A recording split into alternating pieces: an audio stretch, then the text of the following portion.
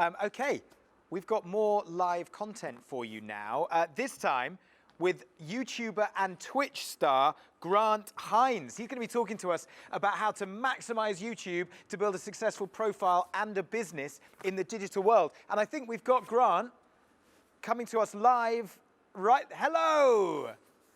Hey. How you doing, man?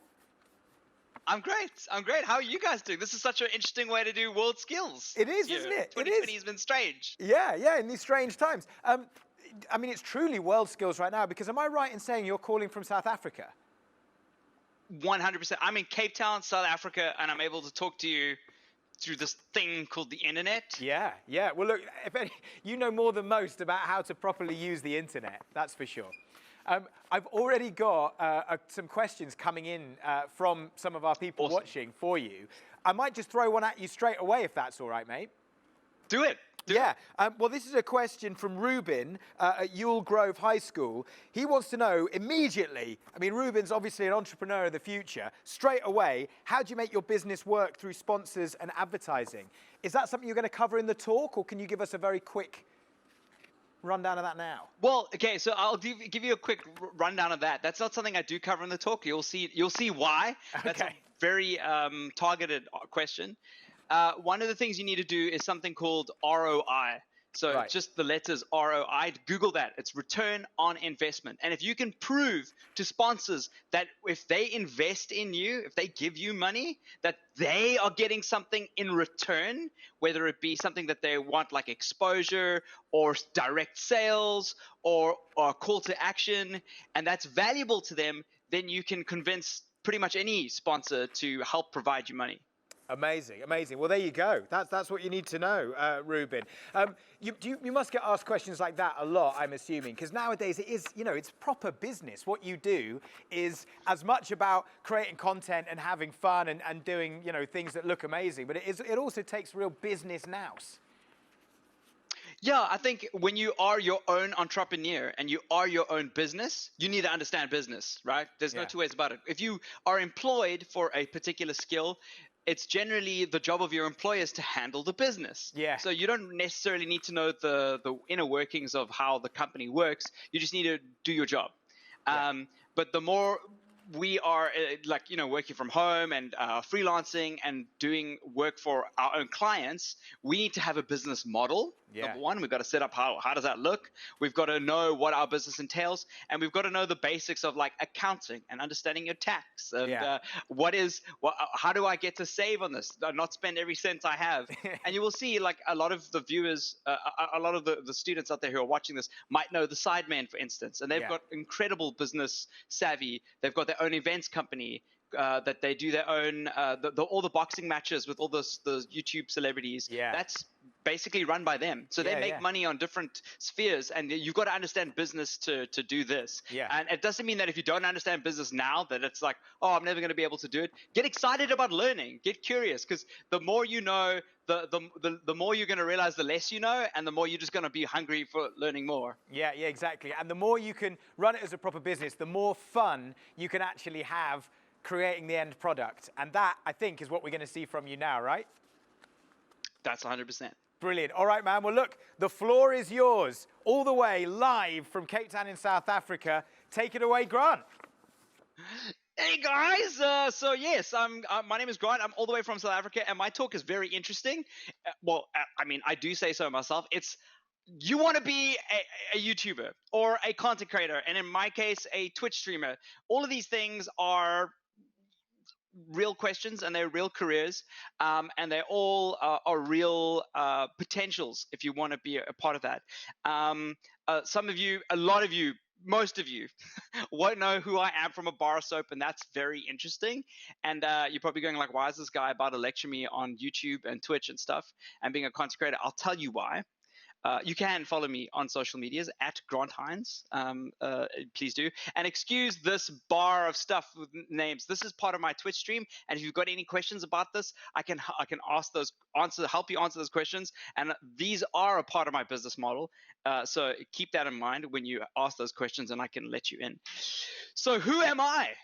So for those of you who don't know who I am a storyboard artist. When I first started working in the industry, storyboard artist, for those of you who don't know, is a person who illustrates what a scene is going to look like for a director. And I worked on a cartoon show, which was real fun, but it thrusted me into the world of television, which was something I didn't study, which I always thought that if I studied a certain thing, I'd go in that career line. But studying is something you should look at for learning skills, because most of us are going to work 10 plus jobs in our lifetime, and some of those jobs have not yet been made yet. They haven't been invented yet. When I was storyboarding, YouTube wasn't even a thing.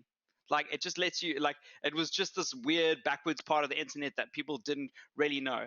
So just so you know that all these things lead to something. So I was a storyboard artist for a TV show. It was a cartoon show. I ended up being a TV presenter because I worked in a broadcast studio, and in the broadcast studio, obviously, they had like a bunch of live shows, and I was really passionate about video games. And because I was passionate about video games, people were like, we need somebody to talk about a video game on TV tomorrow, and they thrusted a video game in my face, and I was like, I will do it if I get to keep the video game.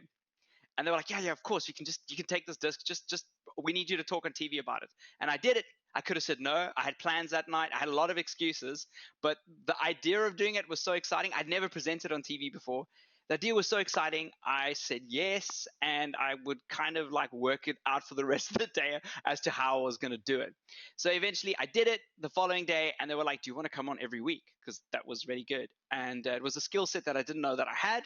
I just wanted a free game. And that's how I got into video games, and that's how I got into TV presenting.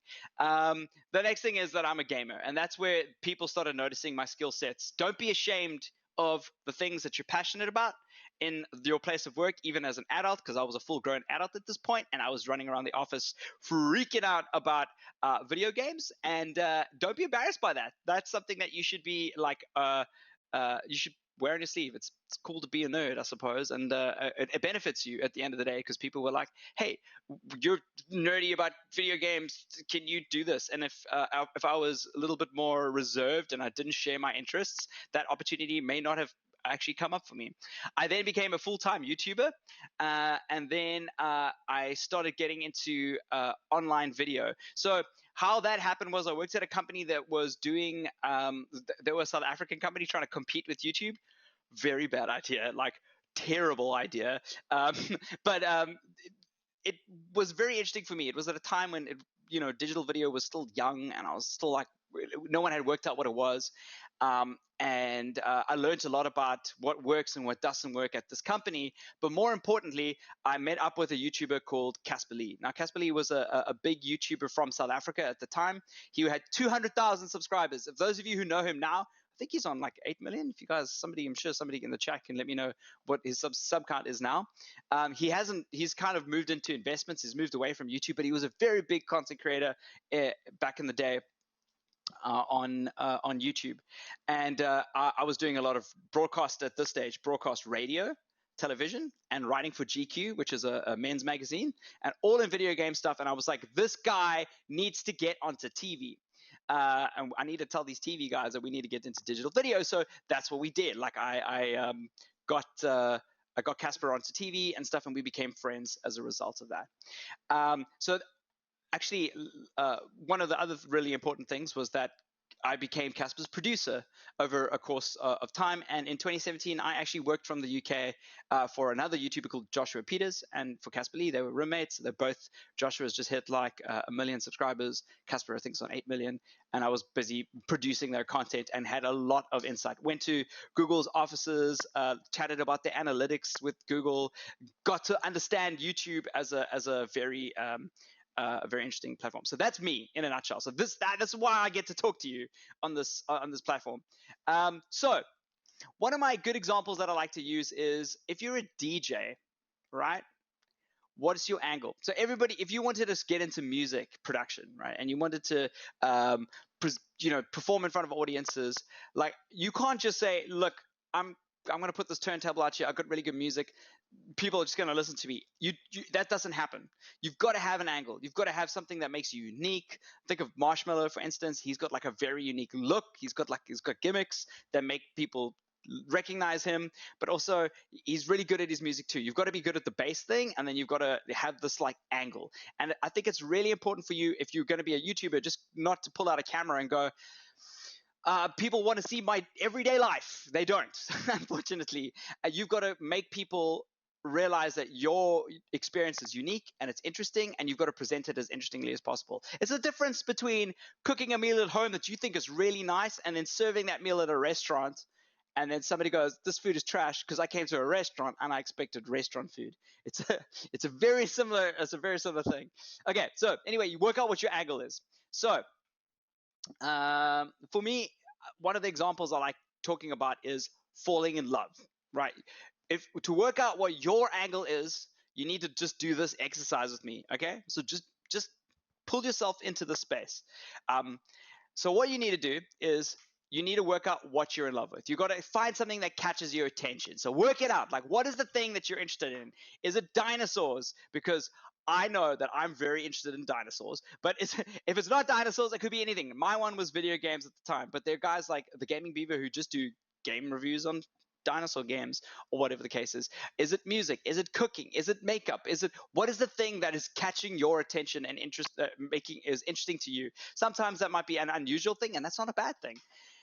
So find out what is catching your attention.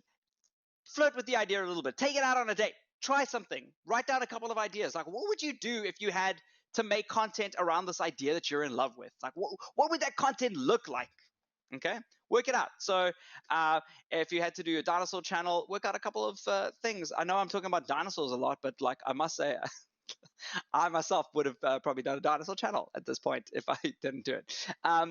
Gaming. So to play around with that idea, see what you like, and bear in mind, treat it like dating. Take a few ideas out. What's happening with the dinosaur thing? What's happening with the cooking thing? What's happening with the gaming thing? Then find the thing that you're most passionate about. There's one of those ideas that you just really fall in love with. Sometimes this process can take time, so bear in mind that and that's fine. That's a good thing. It doesn't have to be immediate. Some of you will know exactly what you want to do right off the bat. Some of you might want to find out what you actually are passionate about, and then make it long term. So make long term plans. One of the problems that I see a lot of people do is that they don't take these plans for the long term. They'll make 3 or 4 videos and then go like, it's not working. I'm not going to do this. When I say make it for the long term, you're going to be doing a YouTube channel for like a year or 6 months, and you're going to make the best content that you can around this subject matter, and you're going to see where it takes you. And sometimes YouTube is not the predominant place you're going to be making your money from or your career. In South Africa, I'm a TV presenter here predominantly. I do Twitch live streams, I do YouTube, I do brand deals on my Instagram. All of these different places generate me money, and they're all around the central theme of video games and technology as a lifestyle. That's pretty much what I do. So if you understand this, it doesn't matter how well or badly you think your YouTube channel is going. If you've got 1,000, 2,000, 3,000 subscribers, you can start making a career out of this. Okay, so what is success? Like, a lot of people ask me this. Like, when this whole presentation is about building a successful YouTube channel, so we've got to define what success is, right? Like, what is it? I want to know. So success is a lot of people determine it as financial. Let me just hide myself here. So it's financial, right? Like it's money. Some people go like, oh man, I want to have a lot of viewers. I want to be famous. I want to have a lot of attention. Like, that is a metric. Some people want to talk about like having like a really high subscriber count. Like they want success might be like 1 million viewers, or if only I had 10,000 subscribers, that's when I would be successful. Or some people might go, it's the skills that I've learned by doing it, like editing a video or learning how to speak in front of the camera, or learning the content that I'm actually presenting to my audience.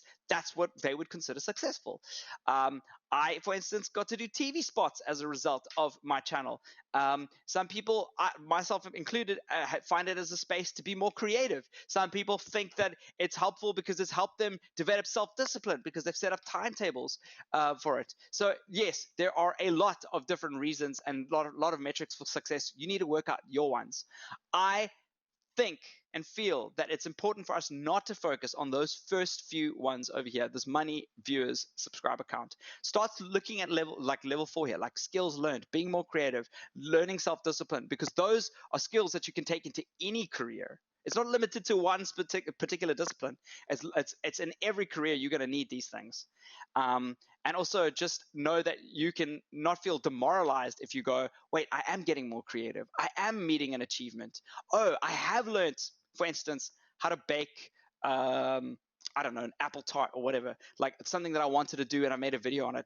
I now know how to edit video. So when I've got a family member, I was talking to somebody in the control room a little bit earlier, and she has a family member that helps edit her videos for her business. And it's literally because one of her kids wants to start YouTube and is now making pocket money out of that, which is really cool. Self-discipline, obviously, is really important. So let's go. So once you found the thing that you're passionate about, right? That's the thing. You need to be passionate about something. You got it. And you're going to take that idea long term.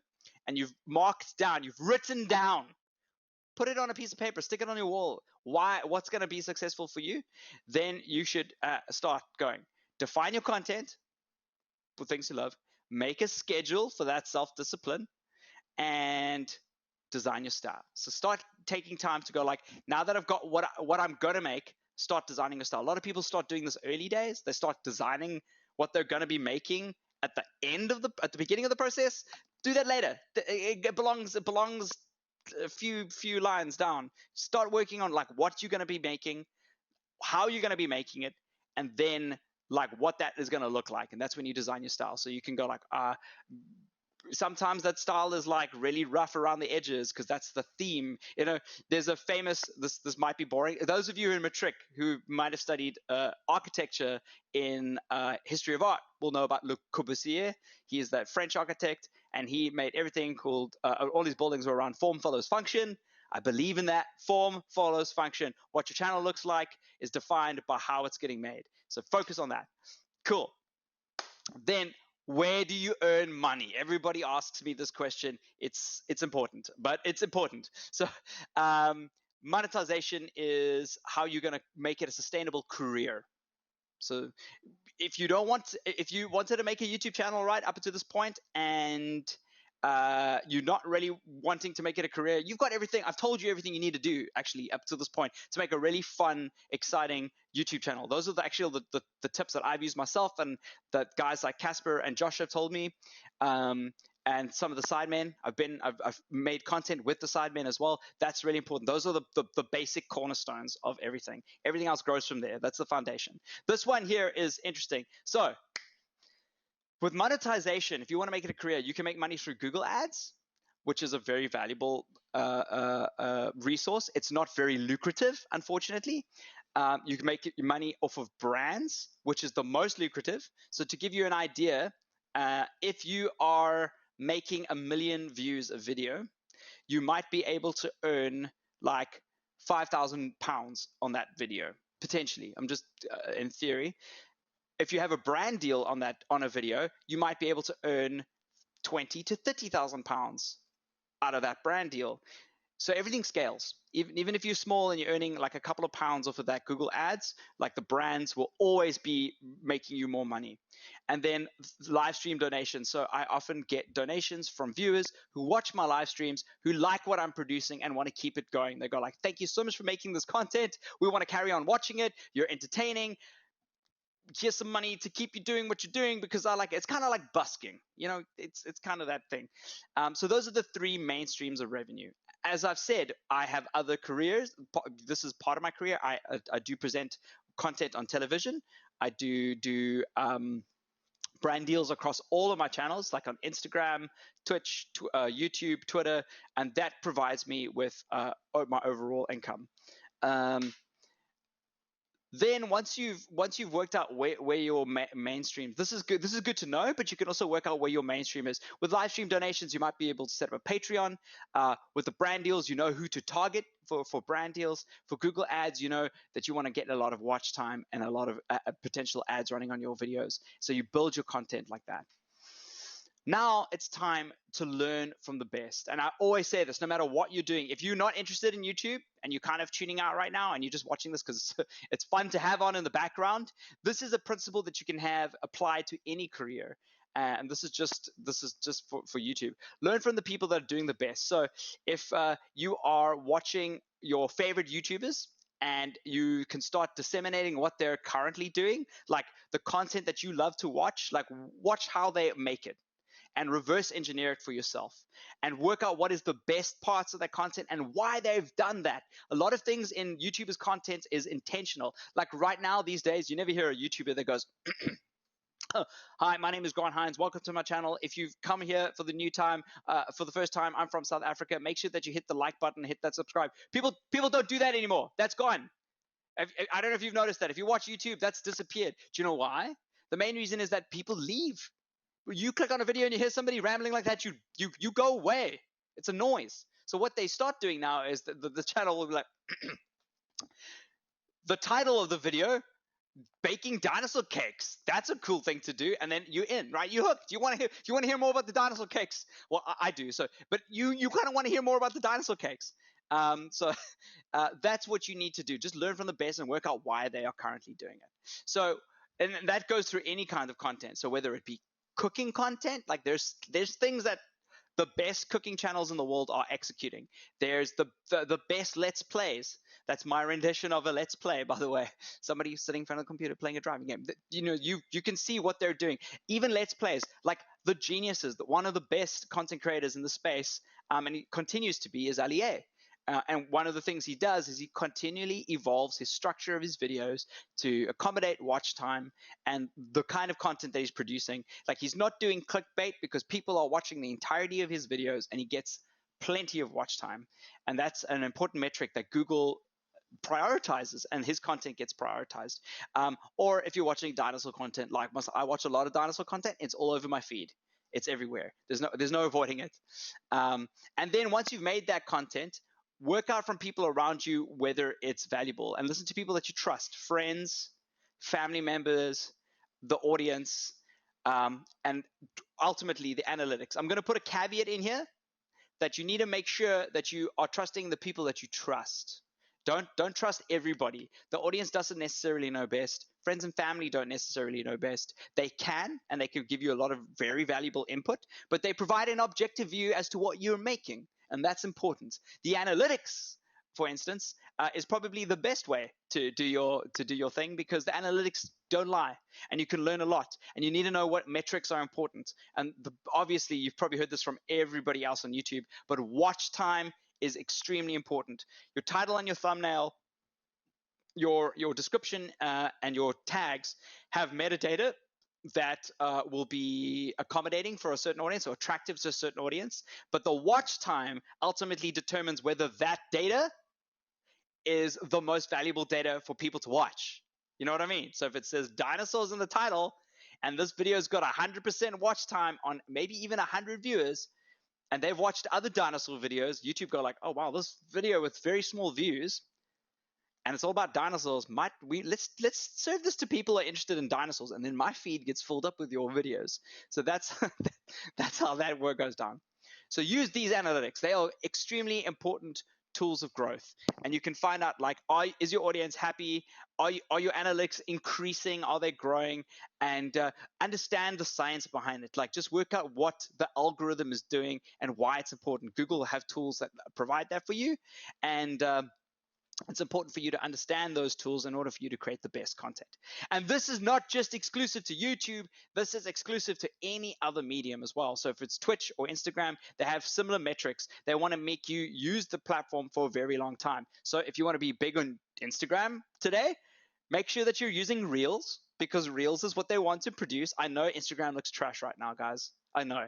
They've changed everything on that. That update looks absolutely trash. But it's also an opportunity for you to grow on the platform afresh. And I think it's time that now is the time when they launch these new updates, it's better than any other time for you to actually grow, because you can use the new tools that they're provided. They're going to be naturally, organically promoting those tools to the audience, and which will be potentially yours. It's why people on TikTok grew so fast, by the way. And the watch time around your content. So if your content is really good, if your reels are very good, they're going to start serving it to everybody. So that's another example of a platform that uses this stuff that is not YouTube. You with me? Okay. There's also the YouTube Creators Academy. I like this page. I don't know why. It just looks nice and clean, you know. If you guys don't know about the YouTube Creators Academy, Google it. It is free. It's free. And it's a resource that YouTube provide for you to help you grow as a YouTube channel, because guess what? YouTube make money off of you making very good videos. It's so simple. If you make great videos, people spend a lot of time on YouTube. They're not spending time on Netflix. They're not spending time on other platforms.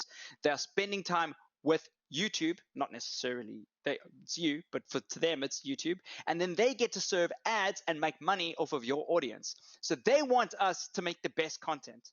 Right? And the content that is getting the most views and is the most interesting, the most compelling, it will float to the top. It'll literally just get to the top of the algorithm. And the tools that they create are the YouTube Creators Academy. Google it. It'll help you out. Let me just put this up there. You can screen grab this if you need to screen grab it.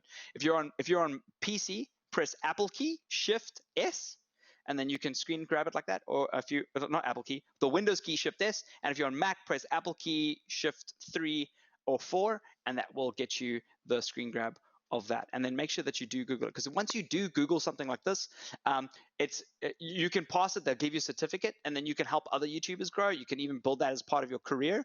It's a free resource. Or you can build your career and build how you're going to be doing it. So that kind of wraps up everything that I have to do. This is my handle, my Instagram handle, and that is a dinosaur that I just wanted to doodle on the page, because doing this presentation got me really excited about dinosaurs again. There was a lot of talk about dinosaurs. So if you've got any questions, please feel free to drop them towards me now, like now in the chat, which is going to be really cool. Or hit me up on social media. I try answer as many people as I can. Sometimes if you comment on the bottom of a video, on the bottom of a post, I'm probably more active there, because I get those notifications a lot more prominently. Not every notification I get, because of the way the algorithm is serving that stuff now.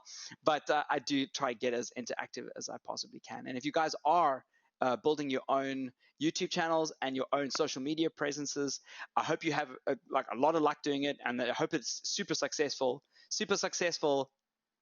Given our metrics that we spoke about earlier. Like, what do you want to get out of your channel? That's the most important part. Yeah, and also remember that the skills that you learned by doing this are going to be the skills that you take over into every career. Yes, I love the stage, hey? It's really nice. It's good, isn't it? It's good. It's very smart. With you right in the middle. Pride of place. Grant, look at that. Actually, I'm going to hide the slide now so that it's just going to be like white on yeah. Wow, look at that. It's good. It's good. Floating in the middle of the studio. Your screen is so the screen is above your camera, because it just looks like you're gazing off into the sky in a kind of pensive way. When I have to look down at you. Is this my eyeline correct now? Yeah, that's better. Oh, I'm used to that. Right. Just look down at me. Look down at me. So, dude, listen. We've got loads of questions already in from the chat room. I've got a question though from myself. Go for it. You've worked with some of the biggest YouTubers in the world. I mean, you mentioned you work with the Sidemen, you work with Caspar Lee and stuff. What is it that those guys have got in common? What is it that, is there one thing that you can see, not just in terms of their content, but about them as people, that sets those, top-level YouTubers apart from everyone else? They've got a really good business model. They've got they don't treat it necessarily as like a form of entertainment. They don't treat it as like them just messing around. This is not them hobbling around. They wake up every morning, treat it as a business. They've got a business plan and a business model. They know what they're doing on the medium, which is really cool.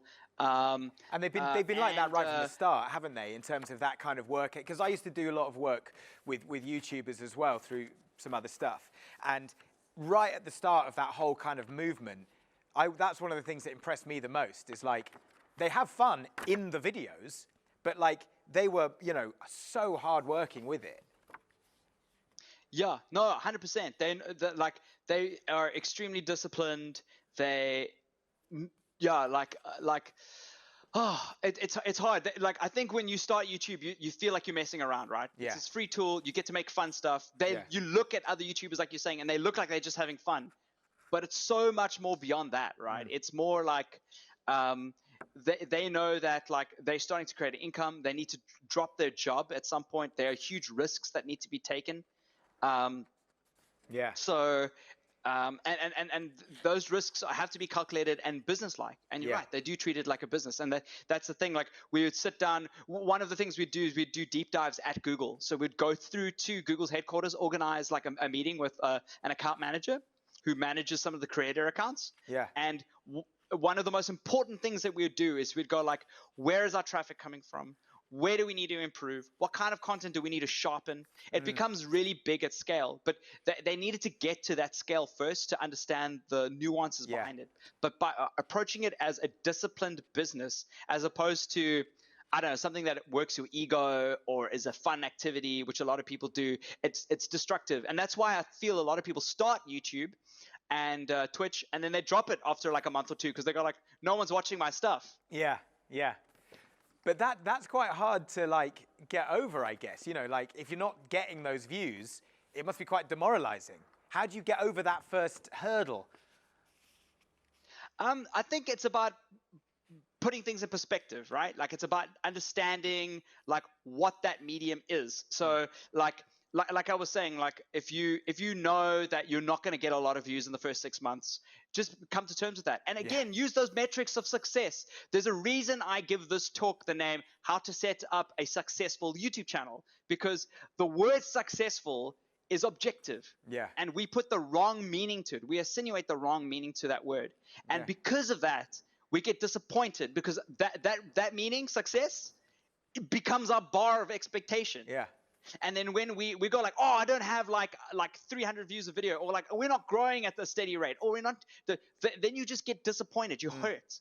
Yeah. But if your metric is like, I want to make a bunch of videos because I want to learn how to edit, then it goes, oh, then you could literally continue doing that forever and upload those videos forever, and you wouldn't be disappointed. And that demoralization won't set in. So and also just realistically, like my career, I've edited for YouTubers. I do stuff in the back end. I've only got 34,000 subscribers, but I work on South African TV. I do a breakfast show here in South Africa. I've done radio. I've done magazines. And the lion's share of my income is not coming from YouTube, but the value that I contribute comes from YouTube. Yeah. So I do consider my YouTube channel successful because it's put me in the mind's eye of a lot of people that I wouldn't have got into. For sure, for sure. And I guess when you're starting out, success could just be, I'm going to upload one video a week for the next 6 months. And then if you achieve that, exactly, and doesn't that's matter why if no one's watched them. in that thing. Exactly, exactly. Okay, we've got some great questions coming in from people on the chat. First of all, from Charlie, do you think that you will create on YouTube and Twitch forever? Or do you think you will move platforms? I probably will move platforms. Remember what I said a little bit earlier, that the platform, that the same like analytics and the same algorithms affect all of the different platforms, right? So whether it be YouTube or Instagram or TikTok or Twitch, you've got to be agile. And if you understand the algorithm, you can start off with naught viewers on one platform and grow there. Or you can like continue growing and utilizing another platform, or you might be over it in 10 years' time and then just working on a different medium. So the idea is that like you can transition. I think I will transition. I transitioned to Twitch big time in 2020 because hey, COVID, people are watching people play games online. Yeah. I did do Twitch. I've done Twitch for many years, but my Twitch really picked up, and I've worked out ways to make it more entertaining. Brilliant. So we've got a good question in from Poppy. Poppy wants to know, what if you don't like being filmed? How else can you get into the industry and work, you know, be Poppy, a content creator? There are so many ways to do that. So many ways. Watch YouTubers that you like that aren't featured on camera. For instance, I could have done this whole presentation without my face camera and just my voiceover and learned how to draw every single frame, you know, like just like static. And this video was about 10 or 15 frames, this presentation. And you can do a similar thing for a YouTube channel and watch channels that there are a lot of content creators that are not using their face in their content, but they're providing the actual content. Everybody should be making videos. I believe that. And one of the ways that you can do that is no matter what your skill set is or what your hurdles are, just work out what your strengths are in that field, and then like hone in on them. And that might not be presenting in front of camera, but it might be script writing, it might be voiceover, it might be illustration, And I guess you can collaborate. You can work with other YouTubers in the same way that you work with Sidemen, with Caspar Lee. You're not necessarily front and center in their content, but you're part of that process. Exactly. Do you have a preference? What's your favorite bit of what you do? I really like editing, but I don't often get to edit a lot of my stuff because I do a lot of the TV stuff. But I do love this kind of thing where I get to talk and share what I'm doing. I think the older I'm getting, the more I'm like really keen on like handing over information and presenting. So that's cool. And then lastly, like I thoroughly enjoy Twitch. I think Twitch is one of the most underutilized spaces in digital video right now. And it's like that because it's still in its infancy.